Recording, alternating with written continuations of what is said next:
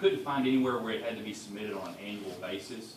The fixed assets under state law have to be maintained, and that's a part of what we do in our, as a minimum standard. Our accounting systems keep up with fixed assets appropriately, because otherwise that would be flagged in all of our legislative bodies. I don't know if it'll help you, but when they look back during the Mayor Bishop era, that's all I can tell you. I know that's when it started within the fire department. Well, from what I could tell, actually the earliest one I could find in all the laserfish from searching minutes was 1997. And then it was done hit or miss every couple of years to 3 years after that. It wasn't done annually that I could tell.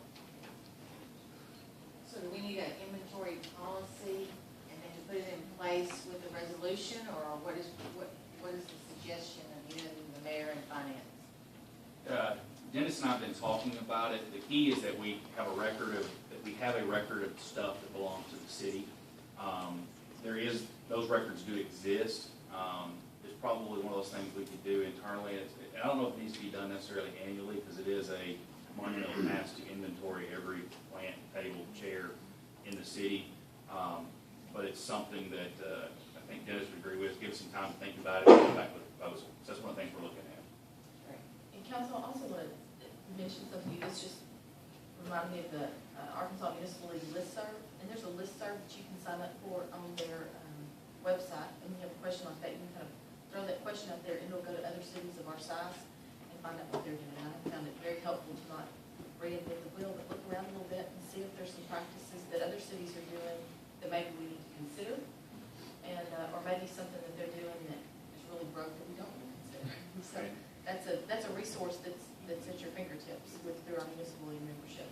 Could we also look at, when you're looking at that, please, is consider the items that may be assets or even non-assets that do not belong to the city that are on loan, whether it's permanent or temporary to the city? Talking about like the DOD stuff? Yeah. Well, that list that has to be maintained with that meets the standards that are required under statute, and that list is required to be kept in part as part of the program. And it gets audited separately, but it would be listed as things that are in our possession. So yeah. But I guess my question would be is, and Lieutenant can probably answer, but if that list is kept down here, shouldn't it also be kept here? I guess is what I'm saying. Probably so. Fixed asset, large items like that. Yeah. We can share that.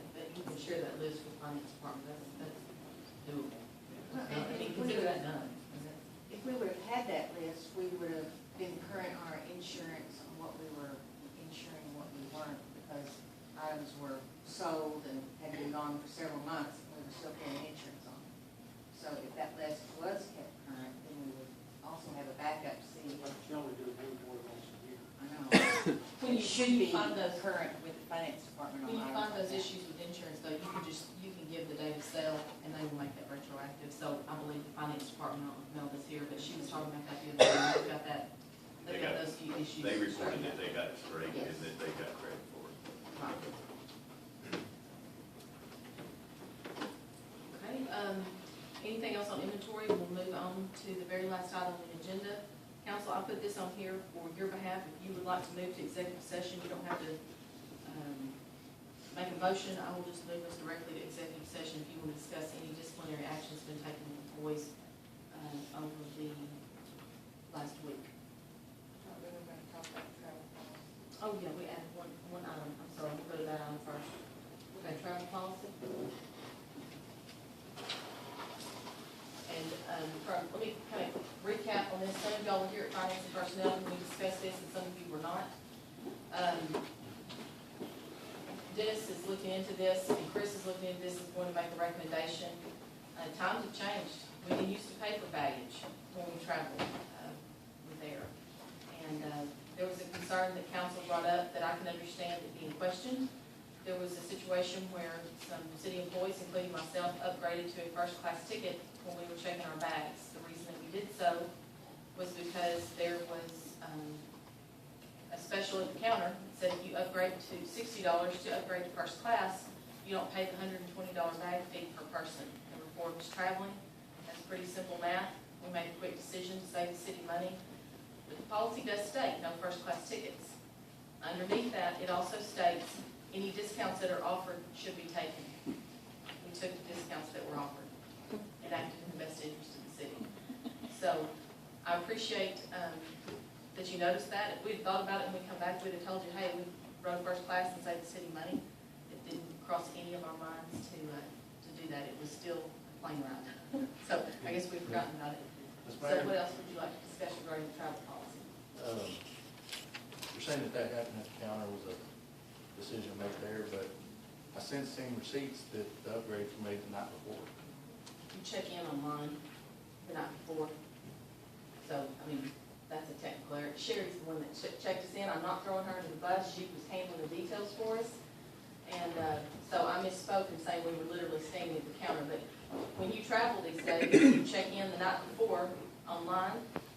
And it just makes it easier getting through the airport and security and all. So it was when we were checking in. We didn't book first class tickets on the front end, but when we were checking in, we saw the opportunity to save money and did so. Could you have changed the amount of luggage and still been able to fly? Excuse me, change the number of luggage? Yeah. I mean, for the length of time and what you're taking and the different weather and stuff, I took 2 bags. But and I have a question about that. I guess now is the appropriate time to discuss it, but the conference was from the 28th to December the 1st. When did y'all leave? We left a couple, 2.5 days early, and we took a couple personal days. We all paid our own hotel fees for those first couple of days. We did some nice historical tours of Boston. Those were on our dimes, and our food during those couple of days, those personal days were on our dime. That is, you know, we had a great time. We took a couple of extra days, but we certainly didn't put that on the backs of the taxpayers. We paid for those expenses ourselves. And actually, Mr. Cox, the conference registration actually opened on the 27th, which was the Tuesday. So Monday, if we were just going, Monday would have been a travel day to be able to make it to the registration, is what we had discussed. This just says the 28th to the 1st, the information I was going to give my boy is, The large program booklet that I actually meant to bring, but it's 108 pages with all the classes and description of it, the registration was opened up on Tuesday. Mayor, I'd like to make a comment. Looking here at prohibited transactions. The first one is meals while attending training. As far as credit cards are concerned, we have policy for a reason, and whether we agree or disagree, it is what it is, and we have to follow that policy. We definitely did not stay within our policy because meals were put on credit cards and things like that. I just want to make it a public record that it's important that we stay within our policies, whether we agree with them or not. Those are the rules that bind us as a city. Yes, and that has been brought to my attention. I didn't realize that the employees of Bryant were required to travel with cash when traveling on training. We did discuss this in June of 2012, and it was the understanding of the finance director at that time that the policy had been changed. We have since gone back and listened to the minutes. She sent an email out following that with the guidelines for using the city credit card, and that policy actually was not voted on by you. So we will be bringing that back also for you to look at and review. If you want us to leave it the way it is, we'll leave it the way it is. If you want to change it so it's more efficient for the finance department and more transparent with the purchases that are being made, then we can do that also. But that needs to be reviewed, it needs to be looked at. There was also mentioned last week that, or a couple of weeks ago, there have been local purchases for food. I think Chick-fil-A was mentioned and those things.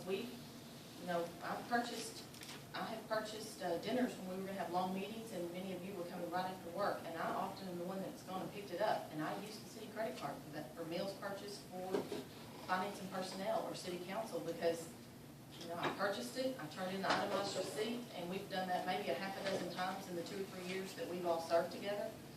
But, that's just a common practice of how you do business these days is with a credit card. Most people don't even carry a checkbook anymore. So, if y'all want us to continue using cash when we travel, that is fine. We will absolutely do that and follow the policy to the city. But we will be bringing this to finance and personnel to look and see if we are operating in the most efficient manner for the city moving forward. are we using expense reports or are we not using? We are using expense reports, and I have asked that situation where a city employee turns in an expense that does not have a matching receipt or an expense report, that it is absolutely to not be paid and it's to be brought to my attention. And I have repeated this, more than once to the finance department. If there has been, it has been indicated to me, I have not seen it yet, but it's been indicated to me that there's been a mistake made in this area. That also is being looked into and will be rectified, and Dennis has assured me that practices are being put in place, that will be put back. And the finance department, I want to iterate, this is not critical of them, but this is an area we cannot misstep on. We have to be absolutely spot on, and we have to ensure that we have accountability when we have these types of expenses. I'd like to make a motion, if I could.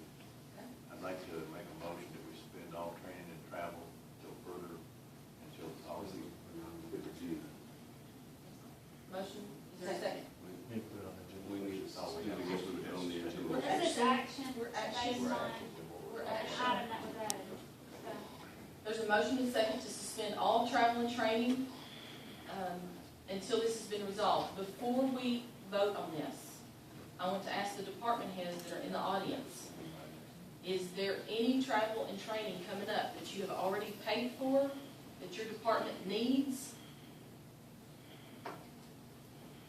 Okay. Now, council, I want to ask you something. We have very, very responsible department heads. They're very frugal with the training that they need and that they schedule for. They probably already scheduled travel for this, so I feel like I mean, there's some things that we need to look at, that we need to make sure that we're doing as we should, but I feel like we're making an overcorrection because we have a lack of distrust. And I want us as a body, to work together and fix these things, but let's not hamper the operations of the city. With that being said, let's take a vote. who seconded the Well, motion? there's more discussion. Okay. Randy, why don't you change your motion to say we follow policy, period? And then that's gonna solve the problem. I mean, I don't know we need to hamstring, But we haven't followed policy for a year. but what I just said. I understand. Okay, I changed my motion that we do, that we, if we're gonna do any additional training and travel for the rest of the remainder of the year or any time until the policy is changed, that we follow the policy 100% to the T, and failure to do so will result in whatever disciplinary action. This is not including what has already been scheduled by department heads. No, why would it not? It could still. It's still, we'll follow. Yeah, they have a plan. You just have to do. Any travel that hasn't taken place. Right. Okay, there's a motion, is there a second? Second. All in favor, say aye. Any opposed? I wanted to discuss a little more about Okay, this. I'm sorry, I'm tired, y'all, I'm sorry. Go ahead, I didn't mean to rush you. It's looking through these receipts, I was a little disturbed about how many of these policies were violated. It seems that a lot of people weren't paying attention to the meals receipt, the GSA. Are y'all using the GSA for the meals? And the Because I saw- GSA is per day, not for the trip. I saw So if it's many, $56 a day, that's all they get is $56 a day, not 96. Right. I saw many expenses like that. I saw expenses for Dippin' Dots at $100. Orlando Disney World. I seen expenses for more than one companion, which violates our stuff. I've seen personal entertainment. I've seen ballet. I've seen a lot of things that violate this process, this policy. And that's why I want to review it, and I want to make sure that you guys know the policy, because it's 3 years into this administration, and I'm real disappointed that the heads of this department don't know these policies already, and that we violated them so abruptly. I mean, this is not something that just happened. I look back on 2 years of receipts that I was sent, and this has been going on for a long time. Well, and there's no reason to have alcohol on the receipt. There's alcohol on receipts that I have seen, and they're marked through, but I'm not sure it was deducted or reimbursed. So alcohol is explicit in our handbook that it can't be. So just not even have it on your receipt. I mean, those are some common things that just need to be talked about internally. But it is on some of the receipts that I have seen. And then blank receipts where they just turn in a total from the restaurant with no details. I mean, t-shirts bought or was food bought, I mean, it's all up to discretion. And So- actually, I've got a comment on that. for the per diems and food and things like that, the other way that a lot of government agencies handle those is they issue the per diem rate before the employee leaves. And whatever the policy is for, or the government standard is for that area they're going to, if they're going in, it's $56 a day for that area, and they're going for 4 days, you give that employee a check for that 4 days, and they buy Dippin' Dots or whatever they want to buy, because that covers not just their meals, it covers toothpaste or whatever. That's our policy. No, that's not the policy. We get per meal. Per meal.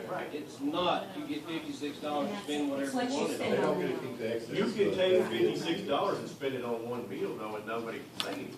No, nope, Well, it's not how it's written. See, if you did it that way, I like what Steve's saying. if you issue it out that way, I manage many employees on large government projects for the EPA and so on, where I had 100 and something employees.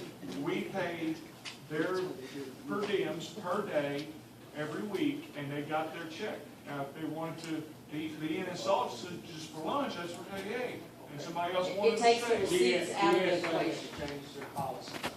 They now allow, although it may be Hot Springs, it's $36 a day, okay? But they allocate breakfast, they allocate lunch, they allocate supper.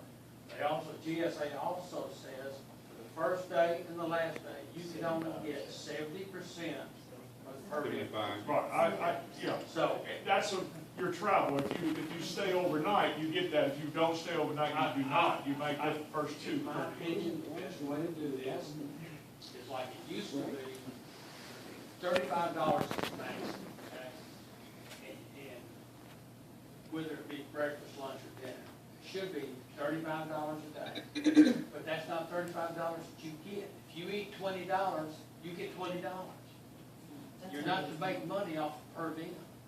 That's how it is now. If we turn in our receipts, and if we didn't need to use what was allowed, That's, turn that back into that's the the city. maximum. And if you That's go not over what that, you pay get. 4 days You of just can't go over that. But some of the meals are allowed in the conference. You've already paid for that with your And that's, conference. that's my point as to why, let me give you That's an also- example. Still get per Let me give diem. you an example of a travel that I took, since we talked about this, but I was given for 4 days, $224 was the per diem allowed. I couldn't have eaten $224 worth of food if I had tried. And so when I came back, there was money that was returned. Had I been traveling with the convenience of a credit card, I would have come back with simple receipts, and my expenses for those 4 days would have been about $100. And for the most part, when we travel these days, there are meals that are included at these conferences. There are most of the restaurants, most of the hotels that we stay at provide breakfast. I don't need to buy breakfast. And so, allowing a per diem for that breakfast when it's provided by the hotel is a waste to the taxpayers. It's unnecessary. So for the most part, we usually always spend much less than what a per diem rate would be allowed for a day. But it is, it's just a lot cleaner. It's a lot easier if you're traveling with the simplicity of a car. And I don't think anybody's arguing that point, Mayor, is the point is that we need to change the I policy. understand that, and I agree. And the issue is that we've got to turn in detailed reports. You can't just turn in $35 and I steak and think we all ale. agree. I think we all But agree it needs with to that. say I that don't they think ate a there's steak anybody and a that potato or disagrees with that. whatever, and not, show any alcohol or things like that. That's what we got to do. Out of convenience and respect of the fact that we're all adults, this detail about if there is a glass of wine or a beer on a receipt, if it is scratched through and the employee went to the trouble to say, I'm paying for this myself, I think that is more than enough, and we should respect one another in that manner. But if y'all want something different than that, but sometimes if you're sitting in a conference with a lot of other people, it's hard on the wait staff to say, well, I've got to have this done so that, it's just like it needs to be when I get home. Sometimes you have to do your due diligence on the back end. But what's important is that we always do our due diligence in what we charge back to the city. Yes. Well, the way we do it in the state is you fill out a pre-travel form. They how much you're gonna spend on hotel, what your per diem is gonna be. And then when you come back, you turn in your expense report. And we don't have to turn in itemized receipts because we can't go with per diem. But you put down what your meals were and your incidentals. That's basically And what they our match policy it up is here, with, though, Mike. with your background. But we're not following the policy, that's the problem. But just for Just gotta get. Just for everybody's benefit, I have 10 copies of the state travel policy. Some of it would apply, some of it wouldn't. There's some pretty good stuff on there, and it actually works pretty good for the state. It covers airline travel, it covers. Why don't we spend some time, each of us individually reviewing this and come back to the finance and personnel meeting? And even if you're not on finance and personnel this month, I would encourage, on committee, I would encourage you to come and be a part of that conversation. Your input would be welcome. I think that's a good idea. I mean, there's a lot that goes on in finance and personnel that we're not privileged to hear, and, But you're always welcome, and you're always if you welcome. want to sit in the audience and take it in from there, it's not quite the same. It's a pretty casual setting. Okay, so we're gonna review this. We have a motion on the floor. Is there a We motion? vote everything. You voted? So we're finished with travel and training policy. Council, do y'all feel any need to go into executive session at this time? Before y'all do that real quick, there is one issue, I think Dennis brought up, that on your motion for following, I believe there may be some police officers coming back from, some police officers there? I think we got a couple that may be out right now, so they may have used the card. You understand Yeah, the timing of this? It's fast today, I mean, you know, they get back this weekend. Okay, I just don't want them getting whipsawed over this when they're doing. Let's protect our employees and not put them in the limelight unnecessarily while we're fixing policy. We appreciate you guys. Future training. Then I make a motion to adjourn to executive session, is that what? To discuss disciplinary action of employees. Is there a second? Second, all in favor, say aye. Yes. We dismiss executive session. Take a short break on your way there. And the paper